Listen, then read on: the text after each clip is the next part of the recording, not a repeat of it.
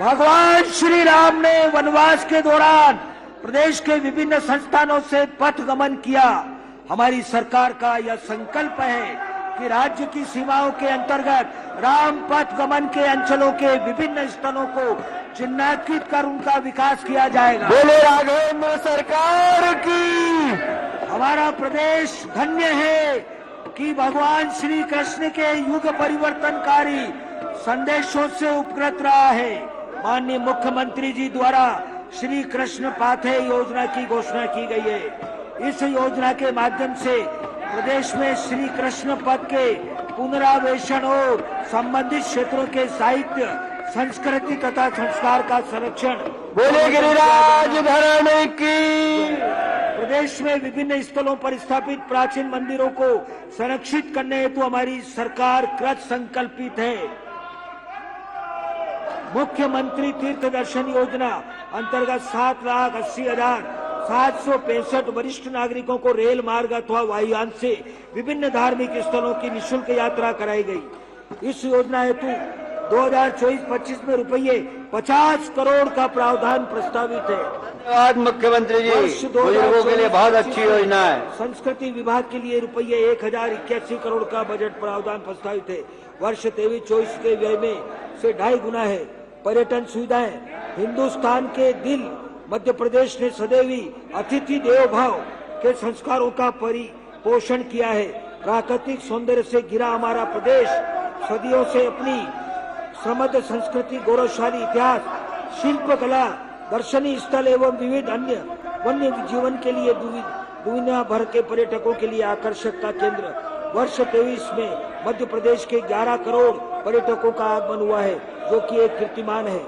हमारी सरकार पर्यटकों को आकर्षित करने के लिए ग्रामीण संस्कृति एवं ग्राम जीवन के अनुभव, साहसिक पर्यटन, जल पर्यटन एवं पर्यटन अधोसंरचनाओं को विकसित कर रही है। प्रदेश के प्रमुख धार्मिक एवं अन्य प्रसिद्ध पर्यटन स्थलों तक हवाई सुविधा को और अधिक सुलभ बनाने हेतु पीएम श्री हेली एवं वायु पर्यटन सेवा प्रारंभ की गई है। बहुत अच्छी योजना है ये। साथ ही कम दरों पर विमान सेवा उपलब्ध कराने के लिए रीजनल कनेक्टिविटी योजना के तहत देश के महत्वपूर्ण नगरों में के मध्य संचालित विमान सेवा को विस्तारित किया जाएगा। प्रदेश में विमानन अधोसंरचना को भी विस्तारित किया जा रहा है। वर्ष 24-25 में पर्यटन सुविधाओं हेतु रुपये 666 करोड़ का बजट प्रावधान। कहाँ से ला रहे हो यार इतना माल, ये तो बताओ। 23-24 से रुपये 100 करोड़ अधिक है। संस्थागत दिनांक 1 जुलाई 24 से 3 नए कानून क्रमशः भारतीय न्याय संहिता 2023, भारतीय नागरिक सुरक्षा संहिता 2023, भारतीय साक्ष्य अधिनियम 2023 प्रभावशील हुए हैं। इनके प्रभावी क्रियान्वयन हेतु पुलिस बल को आवश्यक प्रशिक्षण दिया गया है। नवीन कानूनों के निर्माण एवं इनके क्रियान्वयन के प्रयासों पर यह सदन हमारे माननीय केंद्रीय गृह मंत्री श्री अमित शाह जी का हृदय से आभार व्यक्त करता है। पुलिस कर्मियों की आवास समस्या से हल करने के लिए मुख्यमंत्री पुलिस आवास योजना के अंतर्गत आवासों का निर्माण किया जा रहा है। योजना अंतर्गत वर्ष 24-25 में रुपये 367 करोड़ का प्रावधान प्रस्तावित है। पुलिस व्यवस्था को और सुदृढ़ बनाने के लिए रिक्त पदों की पूर्ति के लिए आवश्यक कार्रवाई की जा रही है। लगभग 7,500 पुलिस नवीन भर्ती की कार्रवाई अंतिम चरण में है। नवीन भर्ती होने से पुलिस बल को और अधिक सक्षम बनाया जा सकेगा।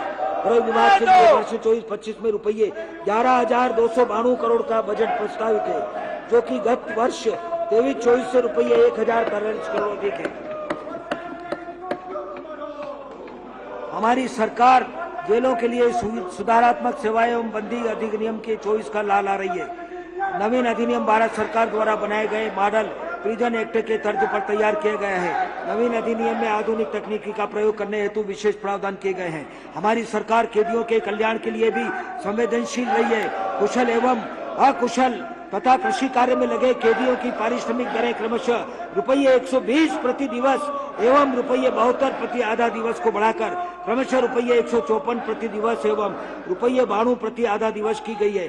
कैदियों के खाद्यान्न की गुणवत्ता में वृद्धि के उद्देश्य से वर्तमान प्रावधान में रुपये 25 करोड़ की वृद्धि की गई है। हमारी सरकार ऐसे गरीब कैदी जो जुर्माना अर्थदंड नहीं भर पाने के कारण जेल में सजा काट रहे हैं, उनकी रिहाई सुनिश्चित करने के लिए ऐसे बंदियों के जुर्माना एवं दंड भरेगी। इसके लिए हमारी सरकार द्वारा सरकार इस वर्ष से गरीब कैदियों को वित्तीय सहायता की नवीन योजना प्रारंभ की जा रही है। प्रदेश के श्रमिक वर्ग की खुशहाली तथा उनके उज्जवल भविष्य सुनिश्चित करना हमारी सरकार की प्रतिबद्धता है। हमारी सरकार द्वारा संगठित एवं असंगठित क्षेत्र के श्रमिकों के हित में कल्याणकारी योजनाओं जैसे प्रसूति सहायता, शिक्षा, चिकित्सा, विवाह, अंत्येष्टि एवं अनुग्रह सहायता आदि को संचालित किया जा रहा है। इन योजनाओं में योजना प्रारंभ से 61,84,000 हितग्राहियों को लगभग रुपये 9,246 करोड़ के हित लाभ प्रदान किए गए हैं। मुख्यमंत्री जन कल्याण संबल योजना के अंतर्गत 1,67,00,000 से अधिक असंगठित श्रमिकों का पंजीयन है, जिन्हें योजना अंतर्गत पात्रता अनुसार हित लाभ दिए जा रहे हैं। वर्ष 24-25 के बजट में संबल योजना अंतर्गत रुपये 600 करोड़ का प्रावधान प्रस्तावित है। राजस्व विभाग द्वारा लंबित राजस्व प्रकरण नामांतरण, बंटवारा, सीमांकन अभिलेख, दुरुस्ती, नक्शे पर तरमीम के निराकरण के लिए माननीय मुख्यमंत्री जी की सुशासन की सोच से प्रेरित होकर राजस्व महाअभियान का आयोजन 15 जनवरी 24 से 10 मार्च 24 तक के अवधि में किया गया है। राज्य जिला स्तरीय स्तर पर प्रतिदिन प्रकरणों की मॉनिटरिंग हेतु राजस्व महाअभियान डैशबोर्ड बनाया गया है। अभियान की अवधि में 30 लाख से अधिक राजस्व प्रकरणों का निराकरण किया गया है। राज्य की प्रशासनिक इकाइयों के परिसीमन एवं युक्तियुक्तकरण मार्गदर्शी सिद्धांतों को निर्धारित करने हेतु मध्य प्रदेश प्रशासनिक इकाई पुनर्गठन आयोग का गठन किया जा रहा है। प्रदेश की भौगोलिक परिस्थितियों एवं जन अपेक्षाओं के आधार पर और अधिक जनोन्मुखी व सुलभ प्रशासन उपलब्ध कराने के उद्देश्य से वर्तमान प्रशासनिक इकाइयों के पुनर्गठन के संबंध में इस आयोग का द्वारा अनुशंसाएं की जाएगी। डिजिटल क्राफ्ट सर्वेक्षण परियोजना के अंतर्गत ग्राम में उपलब्ध स्थानीय युवा के माध्यम से नवीन तकनीकी जियोफेंस का उपयोग कर प्रत्येक खसरे की फसल गिरदावरी कराई जाएगी। सदन को अवगत कराते हुए मुझे गर्व हो रहा है कि भारत सरकार खान मंत्रालय नई दिल्ली द्वारा दिनांक 22 जनवरी 2024 को नेशनल माइनिंग कॉन्क्लेव में खनिज क्षेत्र में सर्वाधिक मुख्य खनिज ब्लॉक की नीलामी का कार्य किए जाने के लिए खनिज साधन विभाग मध्य प्रदेश को प्रथम पुरस्कार से सम्मानित किया गया है। हमारी सरकार ने खनिजों के अवैध परिवहन की रोकथाम के लिए 40 इलेक्ट्रॉनिक चेक गेट मानव रहित स्थापित करने की परियोजना स्वीकृत की है। पायलट प्रोजेक्ट के तहत भोपाल जिले में 3 तथा रायसेन जिले में 1 स्थान पर 6 गेट अगस्त माह में के अंत तक स्थापित कर लिया जाएगा। इस वर्ष के अंत तक परियोजना को तानाशाही, इसके साथ ही प्रदेश में भाजपा तेरी तानाशाही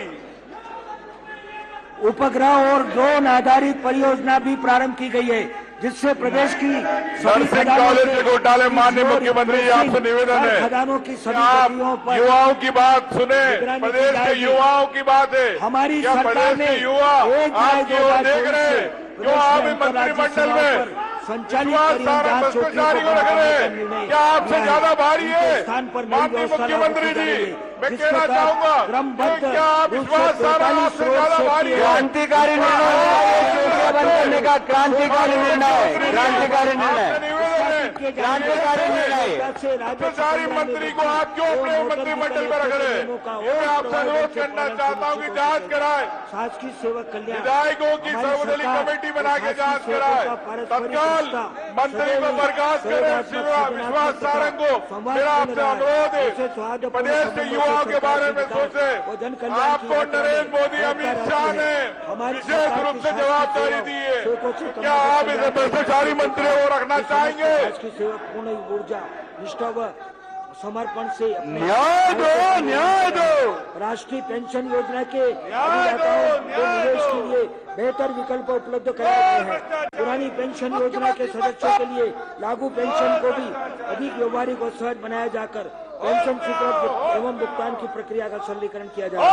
विगत कुछ वर्षों से शासकीय सेवकों की पदोन्नति की प्रक्रिया बाधित रहने से शासकीय सेवकों को वित्तीय हानि न हो, इस दृष्टि से पूर्व से लागू 3 उच्च वेतनमान दिए जाने की योजना को और विस्तारित 33 वर्ष की सेवा उपरांत 4था उच्च वेतनमान की योजना भी लागू की गई है।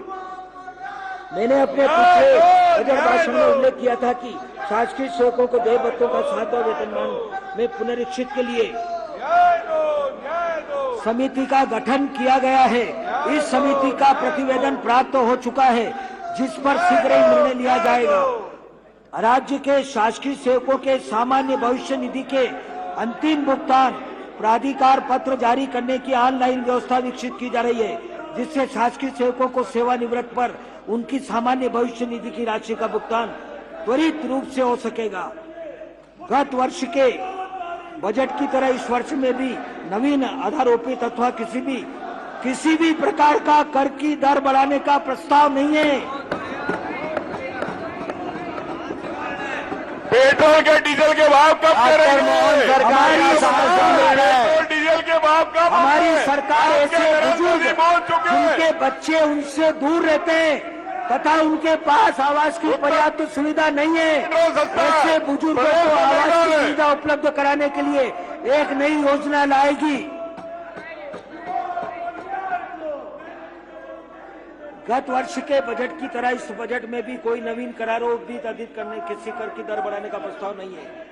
पुनरीक्षित अनुमान 2023 का 23-24 पुनरीक्षित अनुमान के अनुसार कुल राजस्व प्राप्तियां रुपये 2,31,733 करोड़ तथा राजस्व व्यय रुपये 2,31,112 करोड़ अनुमानित है।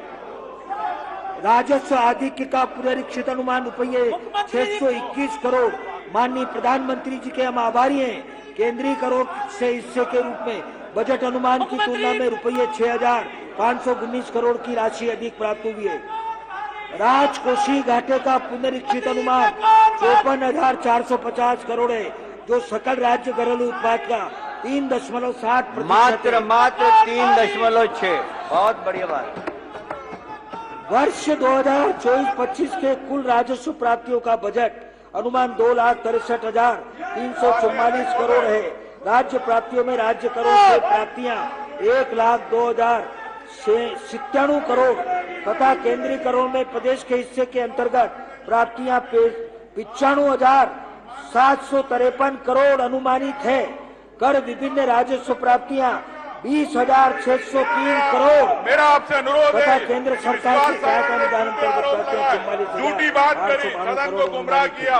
मेरा आपसे अनुरोध है कि आप सर्वदलीय वित्तीय वर्ष 2024-25 के लिए प्रदेश के स्वयं के कर राजस्व एवं गैर राजस्व में 2023-24 के बजट अनुमान की तुलना में लगभग 25% अधिक अनुमान है।